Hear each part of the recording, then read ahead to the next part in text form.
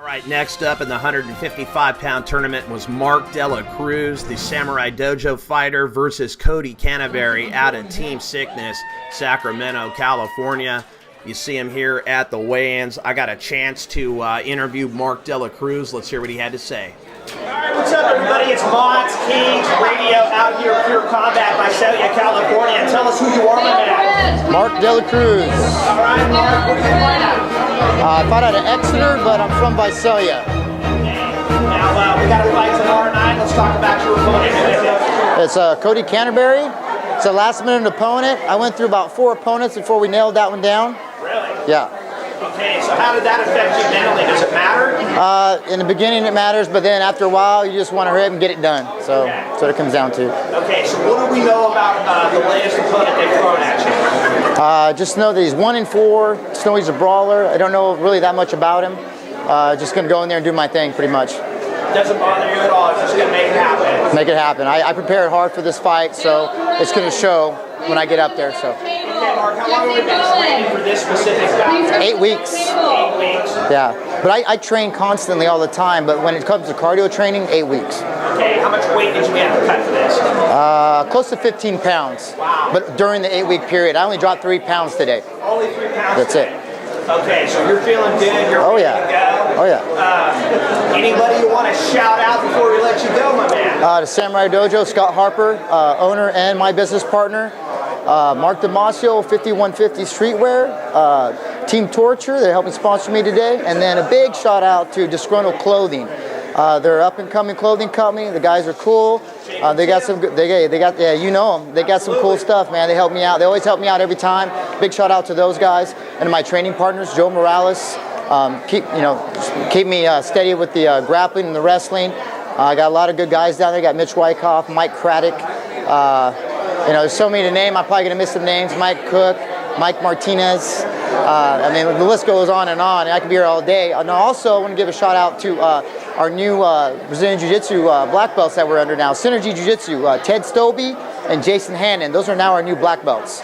So I've learned a lot in the last month. I'm going to give a big shout out to those guys. Nice. I didn't know you had a t-shirt company. Is that what it is? This 5150 Streetwear? Yeah, it's a buddy of mine. It's a company they have right here on Mooney Boulevard.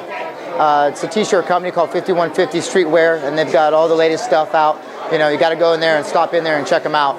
All right, I appreciate the time, my man. All right, let's see what happened in the fight here. You see, they come out, they touch gloves, and I'll let you guys enjoy from here.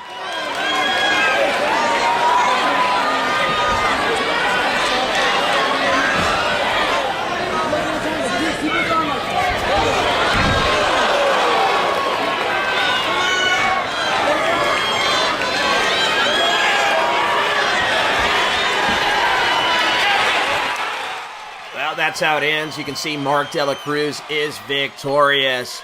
I had a chance to catch up with Mr. Dela Cruz right after the fight, and here's what he had to say. All right, what's up, everybody?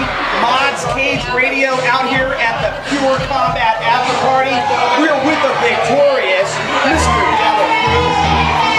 Looks like he's having a frosty beverage. Sir, how was your night in the cage?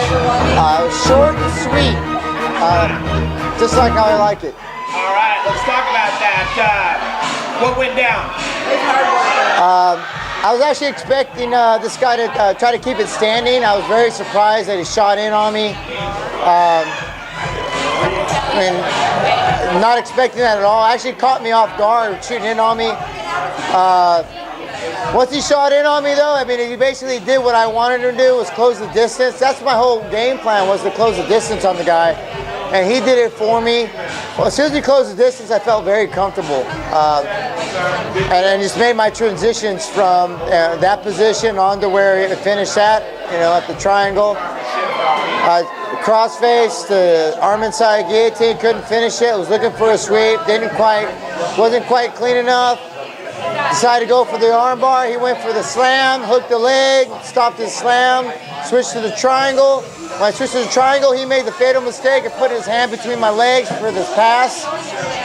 It was basically like a textbook triangle, but I basically lied in wait for him to make a mistake, and that's what it came down to. But yeah, I definitely was not expecting him to shoot in on me. you know, I feel very comfortable on the ground and on my back. You know, it's not a good idea for someone to shoot in on me and be on my back. You know, and I want to give a special thanks out to Ted and Jason, Ted Stopey and Jason Hannon, the new Brazilian Jiu-Jitsu coaches. Like I said last time I had an interview with you, they brought my game way up, and I think they deserve a big shout out to them. So. All right. Now, obviously, you're still in the tournament. The tournament is still going on. When will you know who you fight next? From what I know, it's basically going to be kind of like a drawing a number out of the hat type of thing, you know. If I get Darren, that's going to be a huge hype as far as getting a huge crowd in there, because we fought before. He beat me fair and square with some real nice knees to the head, you know, caught me. But I took that fight on a 3-week notice and only got to really train for 2 weeks. Got sick the first week, and actually, you know, truly ran out of gas. When you run out of gas and get hit with some hard shots, it's really hard to come out of that. And he, you know, like I said, he beat me fair and square. But you know, I got to watch him in a 3-round bout with a tough cat, and I got to get some good ideas on how to beat him. I know his ground game is improving. Other than that, you know, if it's not going to be him, it's going to be Doug Hunt. Doug Hunt's got some heavy hands, some really good wrestling. He showed a lot of promise tonight. And if it's not him, it's probably going to be Josh McCartney. Josh McCartney, you know, I thought he was going to be a walkthrough, you know. He went against Justin Cummings, a purple belt in jiu-jitsu. They had a little battle going on. Josh McCartney came out victorious with some better hands. You know, all these guys in the semifinals are going to be real tough. You know, they've all got their little niche, and you gotta figure them out, man. You know, and know what to bring to the table.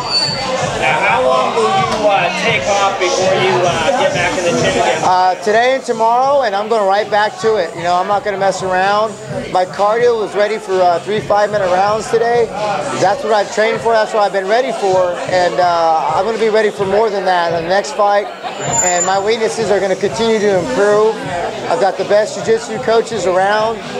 My striking's getting better. I didn't get a chance to prove that tonight. I was hoping to actually do a little striking tonight. I didn't really get a chance to, but I think I actually only threw one shot in my whole fight tonight, you know, and that one shot that I threw was pretty devastating. It was a hammer fist to the side of the head, and I know he felt it. I heard him yelp when I hit him. You know, and every one of my shots is going to be like that, nothing but power. And I just want to let those guys out there know that I come to bring it the next time we do a stand-up fight. I'm going to bring it. Right on. All right, Mark, we wish you the best of luck. As always, I want to give you a chance to shout out anybody you want, my man. Number one on the list is going to be, of course, Scott Harper with Samurai Dojo. If it wasn't for him, I wouldn't be where I'm at right now. He's a great coach, good striking coach. He really pushes me hard. And again, Ted Stobie, Jason Hannon, exquisite technique when it comes to Brazilian Jiu-Jitsu. I'll give you an idea of what I'm talking about. You know, I've been doing Jiu-Jitsu 7 years. They're showing me shit I've never seen before, and within the last 30 days. So, you know, big shout out to those guys. Again, sponsors, Disgruntled Clothing. You know, these guys, I tip my hat off to them. They take care of me. They stay by my side even after I lose. I really appreciate that. My record's now 4-3. I'm looking to increase it to 5-3, 6-3 when I take that belt, and I will take that belt. Best believe that shit. And then also Team Torture. They're starting to become a new sponsor of mine. Gave me a gift with some shirts, which I didn't expect. Which is a real nice gift. Then also 5150, Mark Damasio, 5150 Streetwear. He's been a good friend of mine for a long time. Been in the shit with me back in the day when I was a bouncer.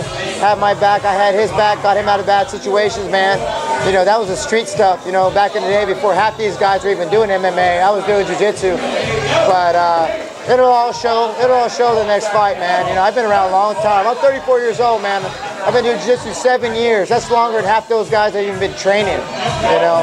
So, but I never went into this looking for a fight. I went into this looking to protect myself in the street.